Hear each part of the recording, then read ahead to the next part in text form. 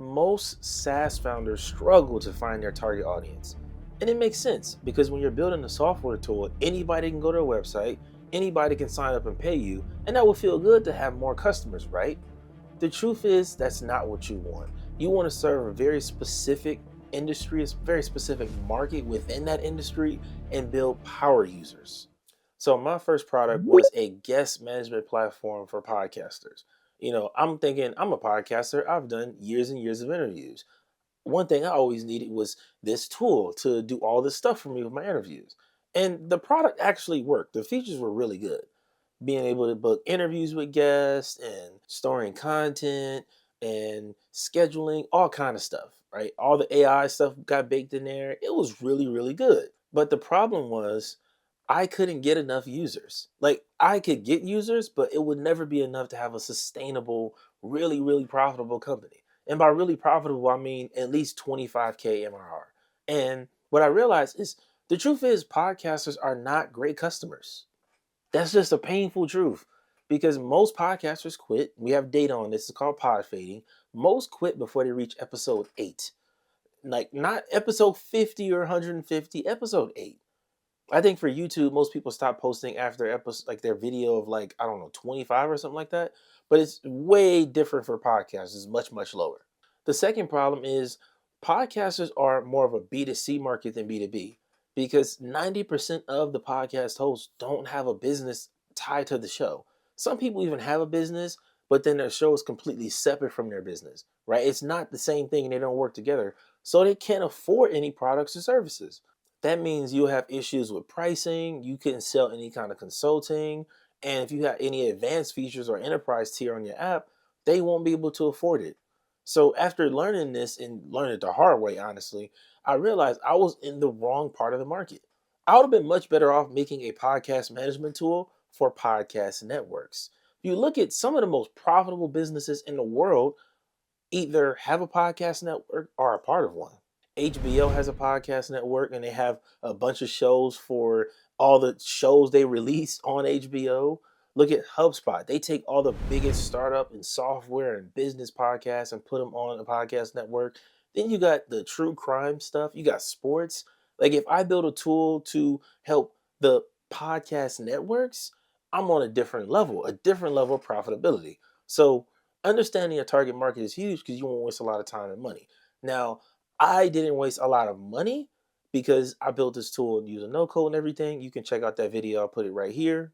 But choosing the right market is super important. And another thing I want to kind of iterate, there are markets within markets, right? How there are podcasters, but then there are podcast networks, podcast editors, podcast events, right? They're like one big industry and then smaller industries inside of it. So you as the SaaS founder got to choose the right market that you want to work with. So there are really three things you need to know about your target market to really dial in on them and get the best results. The first thing you got to know is their pain. What do they struggle with? And the funny thing about this is if you're in the market, you're in the industry, you're going to learn a lot about that just from being active. Like for me, being a podcaster for so long, I knew a lot of the podcaster problems, which is why I could build a product. But that doesn't mean you know everything. Like you still want to go out there and do research and talk to these people and understand what their pain is, how they describe it. And I think one of the biggest things you can do is rank their pain. One thing I do now when I talk to founders about their pain and what they're struggling with is I want them to rank the pain. So if you tell me these three things are your biggest issues right now when it comes to this part of your business or your marketing or whatever it is, okay, great. Now let's rank those. Which one is the most pressing issue to which one could you'll live with it? The funny thing is, the one you think is always the most pressing issue isn't really number one. And this is why I'm a fan of talking to 10 to 15, 25 people, because then you start to see what pain resonates the most for all of these different people. And the trends start to pop up at the top, right? You'll start to learn like, wow, everybody's having the same problem. It's always ranked one or two. Then you know, I got to focus on solving that specific problem. It's funny because figuring out your target market is low key a great way to do research on what other products you can make. You know, like once you get deeper into your market and you learn all of their problems and they lay them all out like that, you might get a whole new product idea just from inspiration. So, what market are you focused on serving? Let me know down in the comments below. The next thing you want to know about your target market, is who they follow intentionally. Now, I'm saying intentionally because a lot of us now, because of these algorithms, they're going to show you the content they want you to see. Like, I think the only algorithm that constantly shows me good content I always want to see is YouTube. Like, YouTube's algorithm is incredible. I watch YouTube on my TV more than anything else. But on all the social platforms, they're showing you content from random people and different people. That's why I say you got to ask them who they follow, because they might see this person's content a lot, but they don't follow them. Who's the person they intentionally follow? The person who they're going out their way to see their content. Now, I'm not saying you should do this because you want to take their content ideas and you want to repurpose it. No.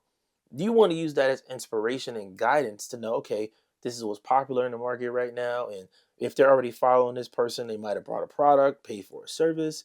Let me figure out how I can fit into this industry. Let me engage with this. Because again, when you talk to 10 people and they tell you that this person is one of their influencers and all the people have this person on their list, that's somebody you should be following. And then when you follow this person, you want to consume their content. You want to learn from them, right? And again, I'm not saying this to go and steal their content. No, I think you can be inspired by it. And we all know everybody's inspired by everybody's content, art, all of this stuff. That's how it goes.